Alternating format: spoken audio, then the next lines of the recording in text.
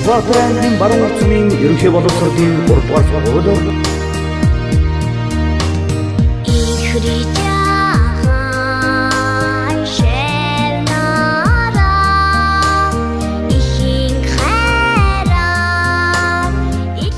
сайн байна. Намайг сайн бэлгийн уртсан гэдэг. Би боловсролын байгууллагад 18 дахь жилдээ ажиллаж байна. 5 дугаар ангийг 4 удаа дан авч төгсгсөн.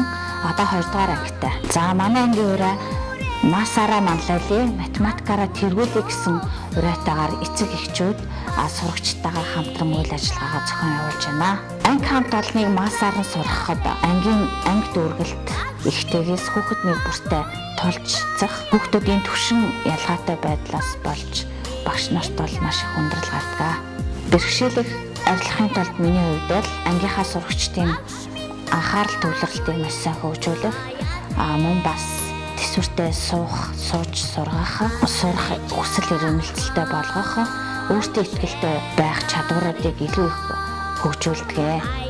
Ингэсний үр дүнд манай анги бол аймаг бүсийн олимпиад уралдаанд бол масаараа амжилттай сайн оролцдог. Би волейбол спортыг сонирхдаг. За волейбол спортоор бол олон жил хичээсэн. Үүнийхээ дагуу ангийн сурагчдын одоо бие бэлтрийг өв тэгш зөв хөгжүүлэхийн тулд одоо волейбол секцийг хичээлж байгаа. Үүний үр дүнд бол сурагчид маань өв тэгш бие бэлтартай, спортод дур сонирхолтой, хамтаж нийтж болж төлөвшөж байгаа. Хүүхдийг даг гэж гололгүйгээр бүх талын чадварыг нь хөгжүүлж зөв дадалд сургасаар бидний ирээдүйг басан хүүхэд багчууд маань өөртөө итгэлтэй зөв хүн болж төлөвшнө. Эрдэм манд бяцхан шавнараа хөтлж аваа их ангийн багш болсноороо би бахархаж байна.